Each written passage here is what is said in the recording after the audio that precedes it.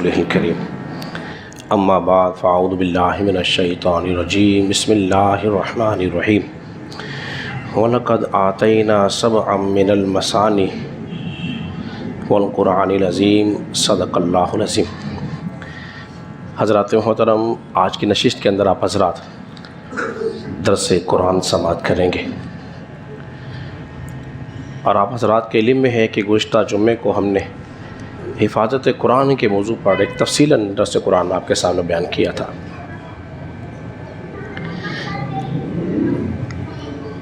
قرآن مجید فرقان حمید کی ابتدا سورہ فاتحہ سے ہے، اور سورہ فاتحہ کے مفسرین نے 20 سے زائد نام اس کے بیان فرمائے ہیں، 20 سے زائد نام۔ انہی میں سے اس کا ایک نام فاتحہ بھی ہے۔ اس کا نام فاتحہ اس لیے کہا جاتا ہے کیونکہ قرآن مجید فرقان حمید کی ابتدا جو ہوتی ہے سورہ فاتحہ سے ہوتی ہے۔ مصحف کی جو ابتدا ہو رہی ہے سورہ فاتحہ سے ہو رہی ہے۔ اس سورت کا دوسرا جو نام ہے وہ ہے فاتحۃ الکتاب۔ اس کو فاتحۃ الکتاب اس لیے کہتے ہیں کہ قرآن کی ابتدا بھی فاتحہ سے ہے، تعلیم بھی فاتحہ سے ہوتی ہے، اور ہر نماز میں سورہ فاتحہ کی قرات بھی جو ہے وہ سورہ فاتحہ سے شروع ہوتی ہے۔ ام المومنین حضرت عائشہ صدیقہ رضی اللہ تعالیٰ عنہا بیان فرماتی ہیں کہ رسول اللہ صلی اللہ علیہ وسلم جب قرات شروع کرتے تھے تو وہ سورہ فاتحہ سے قرات کو شروع کیا کرتے تھے، اس لیے اس کو فاتحۃ الکتاب بھی کہتے ہیں۔ یہ بخاری میں روایت تھی، ترمذی کے اندر روایت یوں موجود ہے، عبیدہ بن صامت رضی اللہ تعالیٰ عنہ یوں بیان فرماتے ہیں کہ رسول اللہ صلی اللہ علیہ وسلم نے ارشاد فرمایا، اس شخص کی نماز کامل نہیں ہے، ناقص ہے، جو نماز کے اندر فاتحۃ الکتاب کو نہیں پڑھتا۔ یعنی کہ جو شخص نماز کے اندر سورہ فاتحہ کو نہیں پڑھتا اس کی نماز ناقص ہے، ناقص ہے، ناقص ہے۔ اس سورت کا ایک نام جو ہے ام القرآن بھی ہے۔ ام القرآن اس لیے کہتے ہیں کہ جو ہے اصل ہے، اور یہ سورت جو ہے سارے قرآن مجید فرقان حمید کی اصل ہے۔ جتنے احکام قرآن مجید فرقان حمید کے اندر تفصیلات کے ساتھ بیان ہوئے ہیں، اس سورت مبارکہ کے اندر اللہ رب العزت نے ان تمام احکام کو اجمالی طور پر بیان کیا ہے، اس لیے اس کو ام القرآن بھی کہتے ہیں۔ اس سورت کا ایک نام جو ہے وہ ام الکتاب بھی ہے، ام الکتاب بھی ہے۔ ام الکتاب اس لیے کہتے ہیں کہ اس میں جتنی آسمانی کتابیں ہیں ان سب کے مضامین اس سورہ فاتحہ کے اندر قرآن مجید فرقان حمید کے اندر موجود ہیں، اس لیے اس کو ام الکتاب بھی کہا جاتا ہے۔ اس سورت کا ایک نام سبع ثمانی ہے، بار بار پڑھی جانے والی 7 آیتیں ہیں۔ سورہ فاتحہ میں آیت کتنی ہیں بولیے؟ 7 ہیں، اور قرآن کی منزل بھی 7 ہی ہیں، اور ہفتے کے اندر دن بھی 7 ہی ہیں۔ تو یہ 7 کا جو عدد ہے یہ بڑا اہمیت کا حامل ہے۔ زندگی رہی تو انشاءاللہ 7 کے عدد پر ایک تفصیلی انشاءاللہ آپ کے سامنے بیان کروں گا، کیونکہ 7 آیتیں ہیں، بڑی قیمتی آیتیں ہیں، اور ہر رکعت میں سورہ فاتحہ کی یہ 7 آیتیں بولیے پڑھی جاتی ہیں، اس لیے اس کو سبع مثانی بھی کہتے ہیں۔ یہ سورہ فاتحہ یہ واحد سورت ہے جو کہ 2 بار نازل ہوئی ہے، ایک بار مکے میں نازل ہوئی ہے اور ایک بار مدینے میں نازل ہوئی ہے۔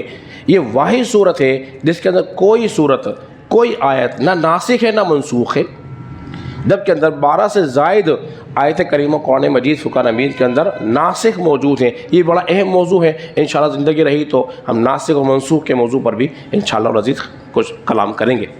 قرآن مجید فرقان حمید میں بھی اس کا تذکرہ یوں ملتا ہے، وَلَقَدْ آتَيْنَاكَ سَبْعًا مِّنَ الْمَثَانِِ وَالْقُرْآنِ الْعَظِيمِ۔ اے محبوب صلی اللہ علیہ وسلم، ہم نے آپ کو 7 آیت دی ہیں جو بار بار پڑھی جاتی ہیں۔ ہر رکعت میں یہ 7 آیتیں سورہ فاتحہ پڑھی جاتی ہے، اس اعتبار سے اس کو سبع مثانی بھی کہا جاتا ہے۔ ایک مرتبہ نبی کریم صلی اللہ علیہ وسلم کی خدمت کے اندر جبریل حاضر ہوئے. جب جبریل حاضر ہوئے تو حضور علیہ الصلوۃ والسلام کی خدمت میں عرض کیا رسول اللہ صلی اللہ علیہ وسلم، پہلے میں خوف زدہ رہتا تھا کہ آپ کی امت کو جہنم کا عذاب لاحق نہ ہو جائے، دوزخ کا عذاب نہ گھیر لے، پریشان تھا. لیکن اب مجھے اطمینان ہو گیا ہے. اطمینان، پہلے پریشان تھا، اب اطمینان ہو گیا ہے. حضور نے پوچھا کیوں؟ فرمایا اس لیے کہ اللہ رب العزت نے آپ پہ سورہ فاتحہ جو نازل فرما دی ہے. جہنم کے 7 طبقات ہیں، جو سورہ فاتحہ پڑھے گا عمل کرے گا تو گویا وہ پڑھ کر عمل کر کے 7 طبقات پر قفل لگا دے گا، دروازے اپنے لیے بند کر دے گا. اس لیے اس کو 7 مثانی بھی کہا جاتا ہے. اس سورت کا ایک نام ہے، وہ ہے وافیہ ہے، کیونکہ یہ سورت جو ہے ہر رکعت میں پوری پڑھی جاتی ہے اور کوئی دوسری سورت جو ہے ہر رکعت میں پوری نہیں پڑھی جاتی. آدھی پڑھ لے، جتنا قرآن کا پڑھنا فرض ہے، کوئی اور سورت پڑھ لے تو اس کی نماز بولیے ہو جائے گی. اگر کسی نے سورہ فاتحہ آدھی پڑھی تو اس کی نماز بولیے نہیں ہوگی. اس سورت کا نام ایک کافیہ بھی ہے. کافیہ، بس یہی سورت کافی ہے.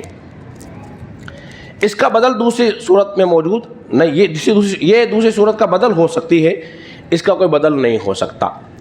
اسی سورت کا ایک نام جو ہے وہ شفا بھی ہے، شافیہ بھی کہا جاتا ہے، شافی بھی کہا جاتا ہے.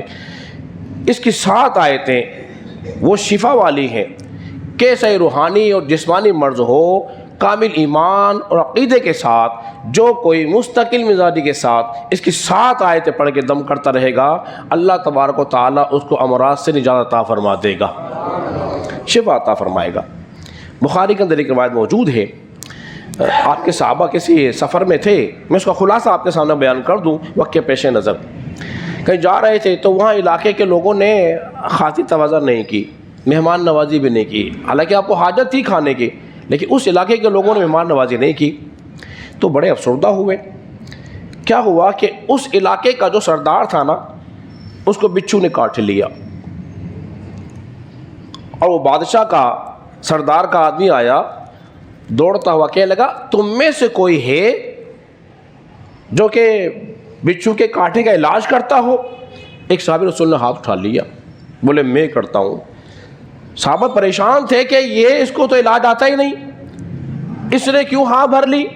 اس نے کہا اچھا چلو. اس نے کہا پہلے ہمیں کچھ کھانا کھلانا پڑے گا، پہلے ہی آپ لوگوں نے ہماری مہمان نوازی نہیں کی. انہوں نے کہا ٹھیک ہے، کھانا بھی کھلائیں گے، انعام اکرام بھی دیں گے، چلیے. تو ساتھ چلے گئے. سردار جو تھا تڑپ رہا تھا، اس نے کیا کیا، جو صحابی رسول تھے، اس نے سورہ فاتحہ پڑھی، پڑھ کے دم کیا، اللہ رب العزت نے اس کو شفا عطا فرما دی. کھانا بھی کھلایا، مہمان نوازی بھی کی، لشکر بھی دے دیا بکریوں کا. جب وہ لشکر لے کے آ رہا تھا، اس نے کہا یہ کیا؟ بولے کھانا بھی مل گیا ہے، لشکر بھی ہے، کھاؤ. تو کھایا بھی اور لے کر بھی آئے.